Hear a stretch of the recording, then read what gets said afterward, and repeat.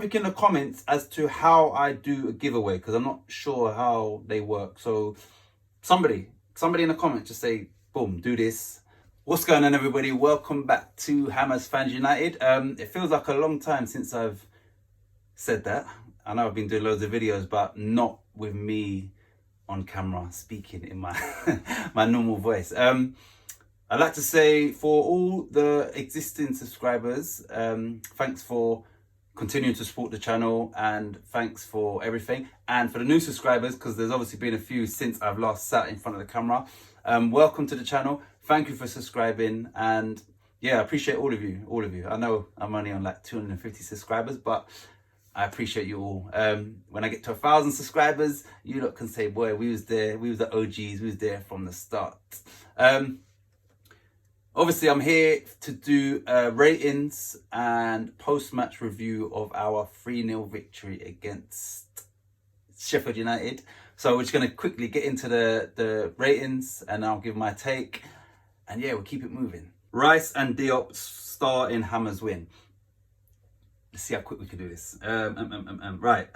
Lucas Fabianski. A brilliant save from McGoldrick after the striker's header hit Johnson on the way towards the back of the net. Another superb performance from the pole. He got an A. What I'm going to do today is I'm going to just give my synopsis after their synopsis. Yeah, the save he made was fantastic, and it took a deflection sort of from 3 yards out. So for him to react and keep it out, I think that would have made it 1-0, and it could have been a different game. So what a save, and definitely well worth an 8. So well done, Fabianski.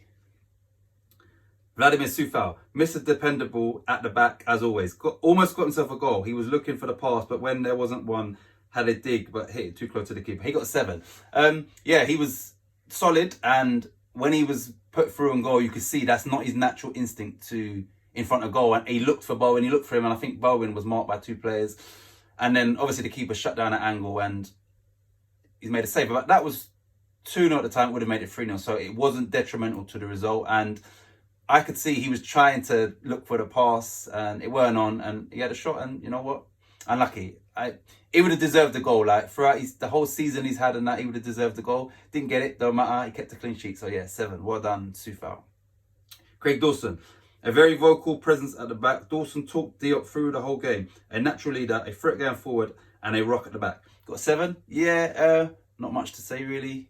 He done well. Clean sheet against. Yeah, like they were a threat. So yeah, kept a clean sheet. So yeah, 7. Well done, Dawson. Issa Diop. Excellent header to double the Hammers lead, and played well throughout. Listened to 90 minutes of instruction from Dawson and the bench. Done enough to keep Balbuena on the bench for now. 8. That for now is a bit cheeky. He's finding his form again, I think. And when he came back in the side through injuries and whatnot, he did look a bit shaky, a little bit suspect. And his performances are getting better. Now, against Manchester United, he came on for Ogbonna, and obviously we kept a clean sheet. They scored an extra time, so we kept a clean sheet there, and he had to come off through a head injury. But the goal he scored was a great header. Yes, he kind of was free, but he headed it down and put it right in the corner. So, like, you ain't saving that. So, yeah, man. So, I don't know about for now. I just think if we can get him back to his best, then he's going to be a great addition to already a team that's doing really well. So, I'm happy for him. That goal will hopefully boost his confidence, and hopefully we get him back to the guy that Jose Mourinho described as a monster. So, well done. He got an 8.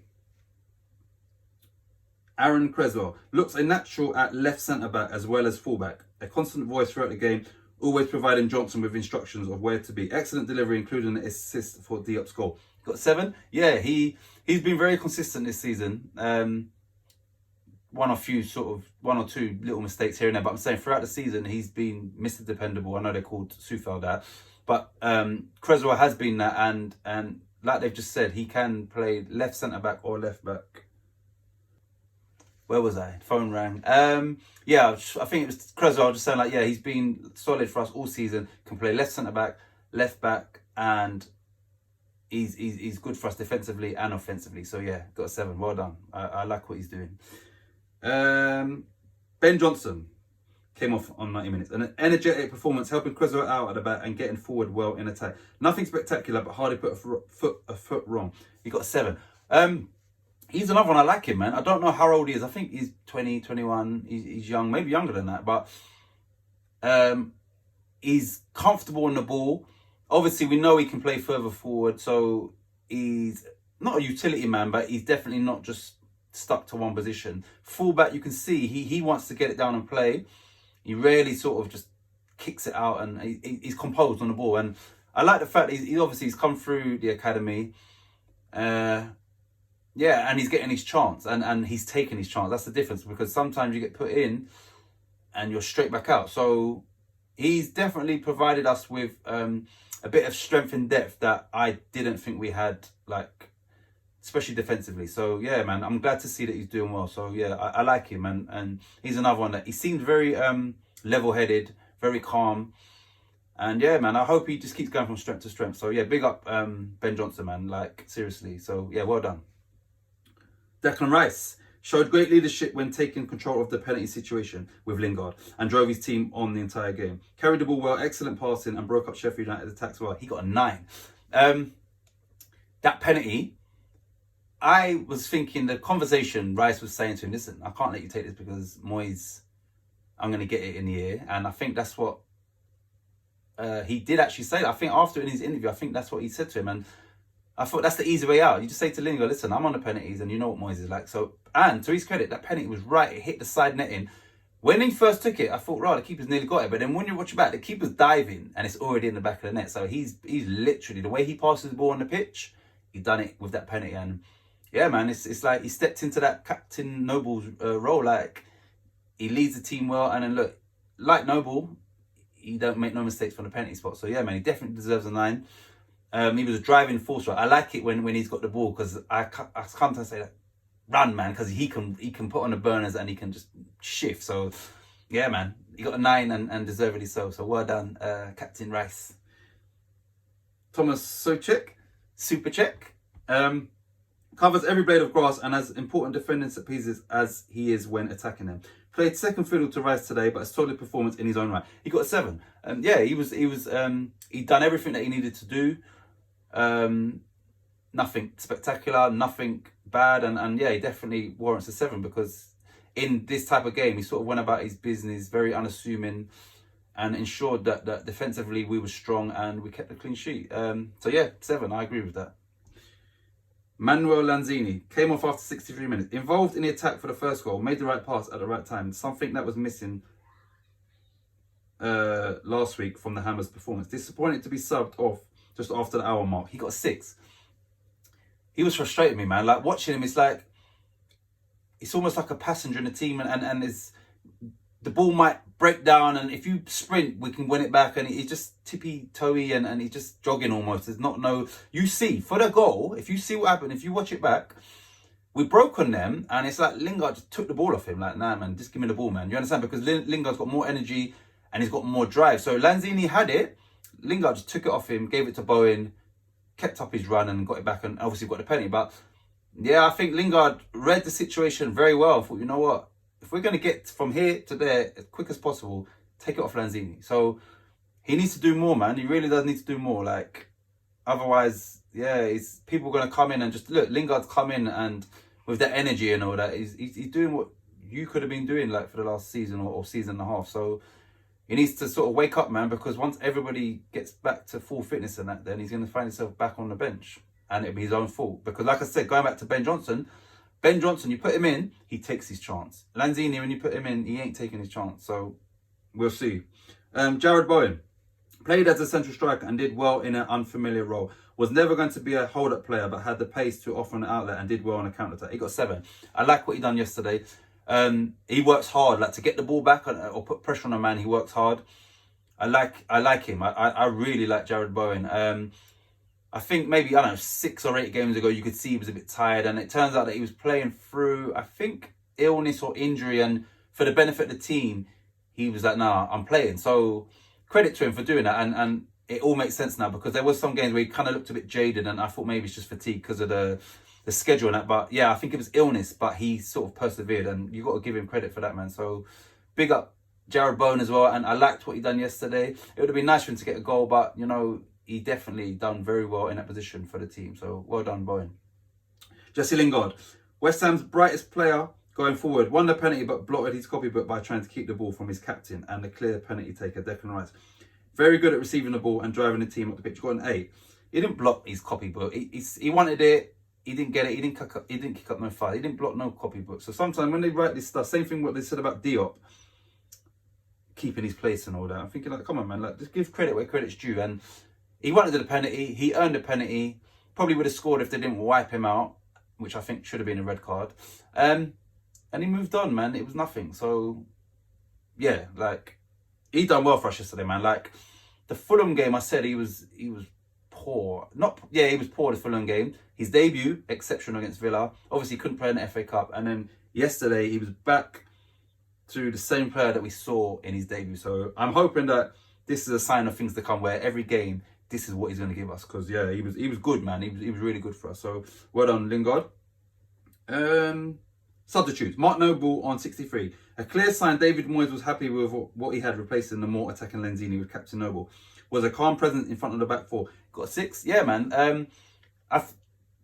I think after the Man United game, I don't think I didn't make one of these type of videos. So I haven't sat here for a while and spoke about how the team done. And respect to Noble, in that Man United game, he played the whole game and all of the extra time. And I mean, they scored in extra time. But yeah, he done well, man. And I questioned his ability to play at the highest level now. And he can still do a job for us. He's not a starting player for us, but he can still do a job. And you got Mason Greenwood online being very disrespectful, and I'm thinking, come on, man, someone's got to someone at Man United should have told him to shut your mouth, man. Seriously, just talking that nonsense and disrespectful and not making yourself look too clever in the process. You've done a little spin thing, and so what, man? And like I said, I'm only saying this now because I didn't speak on that Man United game. So yeah, well done, Noble.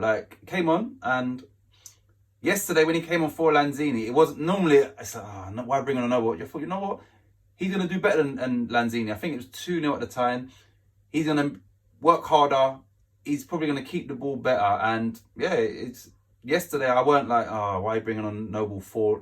No, that made sense. If it weren't going to be for Nows, then bring on Noble. So yeah, well done, Noble. We got a 6. Said Brahma came on 83. Not enough time to greatly affect the game. Not applicable. This proves that sometimes these people don't know what we're talking about.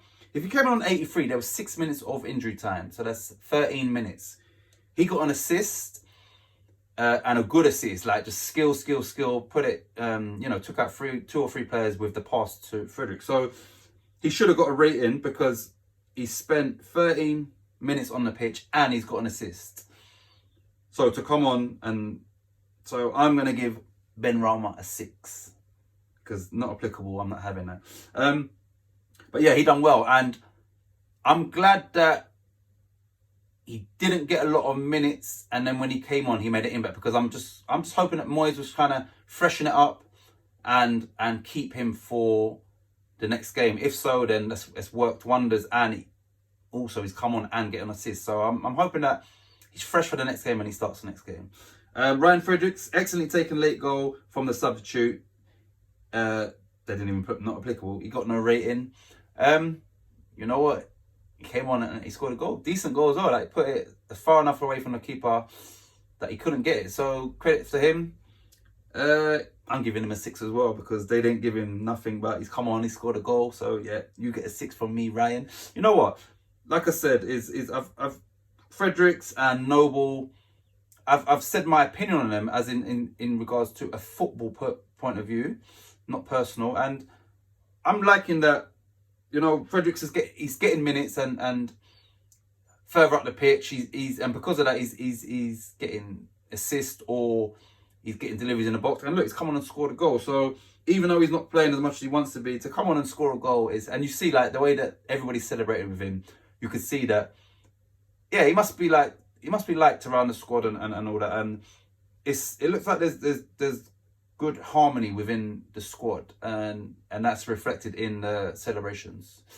So yeah, well done everybody. Let me just put my phone away. Right, just quickly now. So 42 points. We went up to 4th for a couple minutes because obviously Chelsea, they went 1-0 up and you knew that they was going to win that game. But the fact that we are above Liverpool, having played the same amount of games, we're level with Chelsea, and yeah, man, like we're doing well. I checked our fixtures after that, and we got some tough games. But you know what? To be fair, in the Premier League, all of the games are tough. So you never know. Like Europe would be like, I don't think we'll get Champions League, and I only said it because of the quality in our squad depth. Like some of these teams above us or even around us, they've got like 2 11s of that could play in the Premier League. We don't have that. But what we do have is a team solidarity. It looks like we've got great harmony within the squad, and in Moyes, we've got a great manager, and I mean that as a great manager, because look what he done at Everton over a period of at least 10 years. He was always there or thereabouts with Everton. Didn't work out at Man United, which I've said before, like that's the case for a few managers. So what he's done at West Ham with limited transfer windows is phenomenal. Like it really is. Compare us to last season when obviously he wasn't in charge, and basically it's similar players. Obviously the ones he's brought in have done really well for us, and he's getting the best out of what he has. And like I said, we need to give him maybe 2 transfer markets to see like who he would bring in, who he would change, and where he would take us. But we have to give him so much credit, man. Like he's been phenomenal for West Ham. Like and he's very he's playing it down, which I like that, man. Like he's like, okay, like let everyone else talk about Europe, and I respect that. And I know that secretly he really wants it, but he's probably thinking, you know what, like there's no point in us saying like, yeah, we're gonna get, because realistically, look, even teams like Villa, if they win the 2 games in hand, they're level points of us, better goal difference. Everton, I think they've got 2 games in hand. So there's teams around us that have got games in hand on us.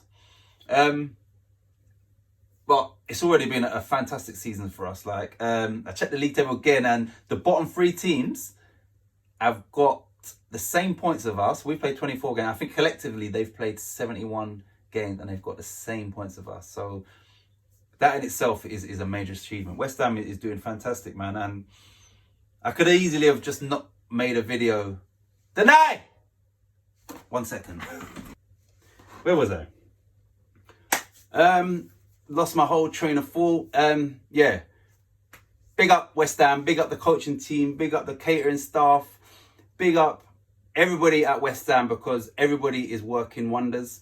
I don't know where we're going to finish, but you know, even if it's Europa League, man, if we can get Europa League place, like you've got to be happy with that, man. And the thing is, if we do, we would have to go in the transfer market and add at least 5 more players. So if we can get Europa League, I know it's playing on a Thursday and that, but then it gives us the chance to bring in 5 new players. So, yeah, well done, everybody. I say it once again, thank you for everybody that watches the videos, everybody to subscribe. All I would ask is that, please, is that you would like the videos that you watch. Comments, yeah, it's fine, but yeah, if you like the videos, share it as well. If you understand, if you know any other Hammers fans, and share the video. It will be greatly appreciated. I've noticed that the comedy things kind of gets more views, and obviously people like that, and people like to laugh. So I'm going to keep doing them, and some things will be for you, some things not. Martinho might not be for you, but it might be. Like I said, it's a character.